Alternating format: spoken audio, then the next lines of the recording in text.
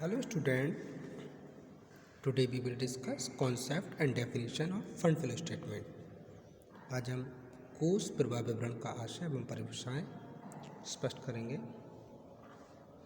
देखिए, वित्तीय विवरणों के विश्लेषण की नवीनतम तकनीक फंड फ्लो स्टेटमेंट है। इस विधि के द्वारा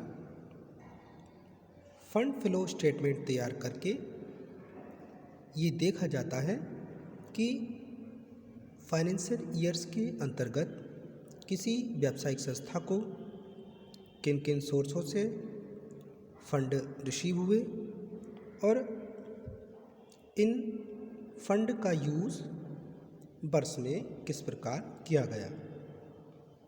जब कोई व्यावसायिक संस्था बैंक या किसी वित्तीय संस्था से लोन लेना चाहती है तो ये संस्थाएं पहले लोन चाहने वाली संस्था से पिछले वर्षों का फंड फ्लो स्टेटमेंट मांगती हैं, जिससे उस संस्था की फाइनेंशियल कंडीशन एवं फंड के आवागमन की विस्तृत जानकारी प्राप्त हो सके। इसी के आधार पर ये डिसीज़न लिया जाता है कि संस्था ऋण की राशि का भुगतान टाइम पर कर पाएगी या नहीं, और इसी के आधार पर ऋण देने या ना देने का डिसीजन होता है। यद्यपि किसी संस्था के चिट्ठे को देखकर उसकी फाइनेंशियल पोजीशन की जानकारी प्राप्त हो जाती है, लेकिन बैलेंस शीट किसी विशेष स्थिति की जानकारी देता है।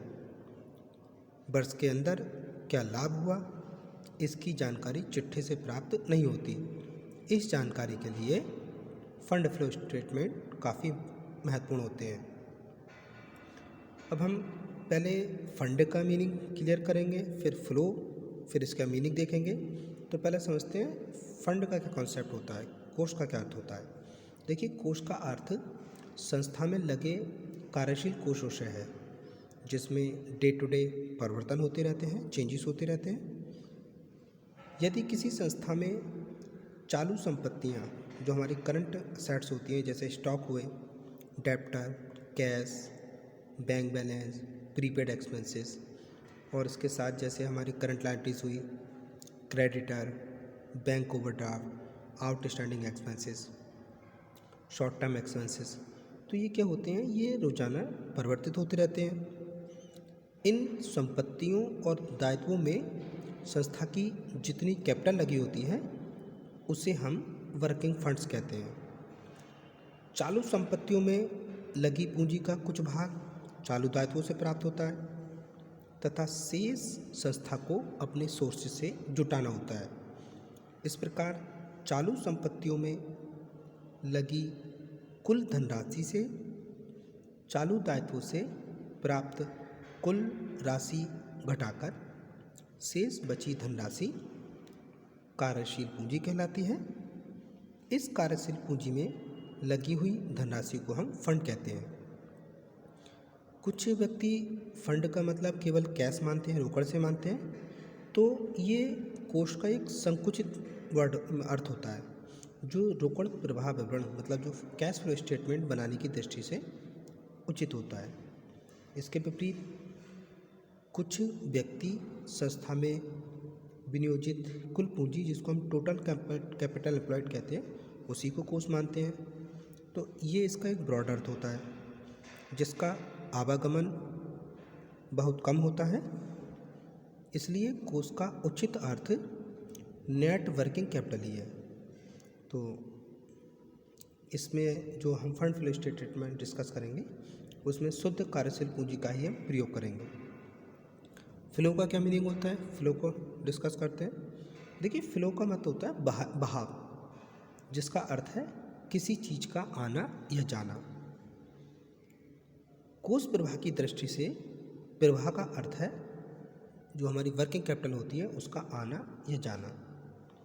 यदि देनदार से रोकड़ प्राप्त हुई है तो क्या होगा, देनदार की राशि कम हो जाएगी और उसी राशि से क्या होगा, रोकड़ हमारी बढ़ जाएगी।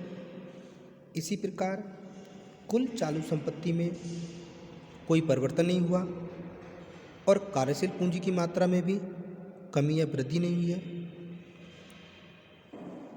अतः चालू संपत्ति या चालू दायित्व में आपस में परिवर्तन से कार्यशील पूंजी में किसी प्रकार का कोई भी परिवर्तन नहीं होता और इसे कोष प्रवाह हम नहीं मान सकते।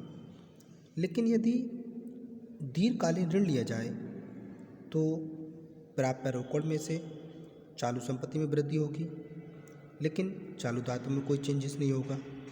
तो इस प्रकार शुद्ध कार्यशील पूंजी में वृद्धि हुई है।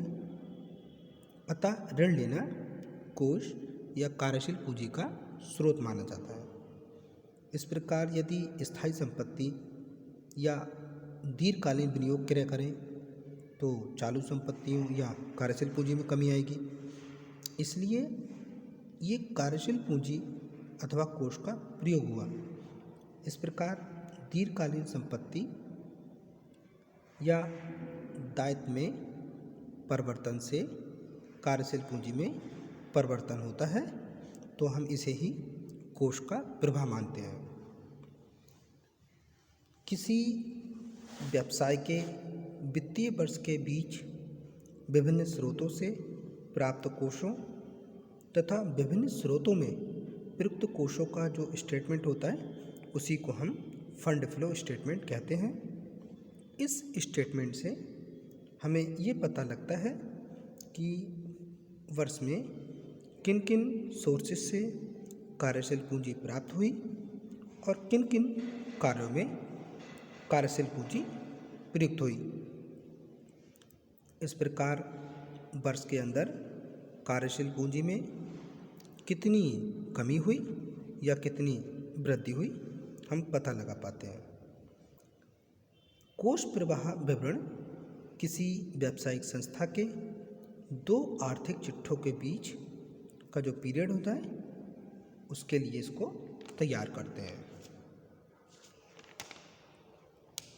अब इसकी हम डेफिनेशन देखेंगे। The fund flow statement describes the sources from which additional funds were derived and the use of which these funds were put, according to Robert Anthony. Robert Anthony के अनुसार कोष प्रवाह विवरण उन साधनों का वर्णन है जिनसे अतिरिक्त कोष प्राप्त हुए तथा जिनमें इन कोषों का प्रयोग किया गया है। ऐसे ही next definition, a statement of sources and application of fund is a technical device designed to analyze the change in the financial condition of a business enterprise between two days, according to professor Foulke. Professor Foulke के अनुसार कोषों के साधनों तथा उपयोगों का विवरण, जो कोष विवरण के नाम से भी जाना जाता है, दो तिथियों के बीच किसी व्यावसायिक उद्यम की वित्तीय स्थिति में होने वाले परिवर्तनों को प्रदर्शित करने की एक तकनीकी विधि है। इस प्रकार हम देखते हैं कि कोष प्रवाह में कुछ कैरेक्टरिस्टिक्स पाई जाती हैं। ये जो स्टेटमेंट होता है एक अकाउंटिंग पीरियड के रेफरेंस में तैयार किया जाता है। इस विवरण के माध्यम से दो तिथियों के बीच व्यावसायिक संस्था की वित्तीय स्थिति से संबंधित मदों में होने वाले चेंजेस को क्लियर किया जाता है। वित्तीय स्थिति में होने वाले परिवर्तनों को कोषों के स्रोत तथा प्रयोगों में क्लासिफाइड किया जाता है। स्रोतों तथा प्रयोगों से संबंधित कोष प्रवाह को एक स्टेटमेंट के रूप में प्रेजेंट करके कोष प्रवाह विवरण तैयार किया जाता है। ये विवरण इनकम स्टेटमेंट और बैलेंस शीट का एक सब्सिडरी स्टेटमेंट न होकर कॉम्प्लीमेंट स्टेटमेंट होता है, मतलब पूरक विवरण होता है। कोष प्रवाह विवरण को अनेक नामों से भी जाना जाता है, जैसे statement of source and uses of fund, कोषों के साधनों एवं प्रयोगों का विवरण, इसको हम statement of sources and application of fund, मतलब इसको कोषों के साधनों एवं उपयोगों का विवरण भी कहते हैं। इसको हम फंड्स स्टेटमेंट्स भी कहते हैं। Where got and where gone statement, मतलब कहाँ से प्राप्त और कहाँ गया विवरण भी कह सकते हैं। Statement of sources provide and applied, प्राप्त और प्रयुक्त संसाधनों का विवरण भी फंड फ्लो स्टेटमेंट को कहा जाता है, या इसको हम एप्लीकेशन ऑफ फंड स्टेटमेंट भी कहते हैं, कोषों के उपयोग का विवरण भी कहते हैं। देखिए, फंड फ्लो स्टेटमेंट और बैलेंस शीट देखने में तो लगभग एक जैसे ही हैं, लेकिन इनकी जो नेचर है और इनके जो पर्पस होते हैं वो अलग अलग होते हैं। अगर हम फंड फ्लो स्टेटमेंट की बात करें तो ये गतिशील विवरण होता है जो वर्ष में प्रमुख हुए परिवर्तनों को दिखाता है, और बैलेंस शीट की बात करें तो ये किसी विशेष क्षण की स्थिति को स्पष्ट करता है। कोष प्रवाह विवरण किसी अवधि में कार्यशील पूंजी की प्राप्ति और कार्यशील पूंजी के प्रयोग को दिखाता है, जबकि आर्थिक चिट्ठा जो होता है वो उसकी आर्थिक स्थिति को दिखाता है। कोष प्रवाह विवरण वित्तीय विवरणों के विश्लेषण की तकनीक मानी जाती है, जबकि आर्थिक चिट्ठे की बात करें तो एक वित्तीय विवरण मात्र होता है।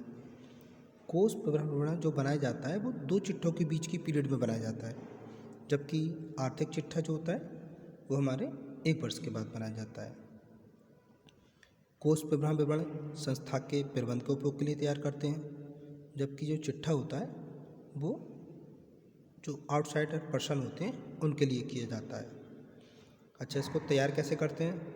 लावानी खाता बन जाने के बाद खातों के जब शेष निकाल लेते तो हमारा चिट्ठा प्रिपेयर हो जाता है, और जब चिट्ठा प्रिपेयर हो जाता है तो उसके बाद हम फंड फ्लो स्टेटमेंट तैयार करते हैं। तो आज की वीडियो के लिए इतना ही। Thank you very much students.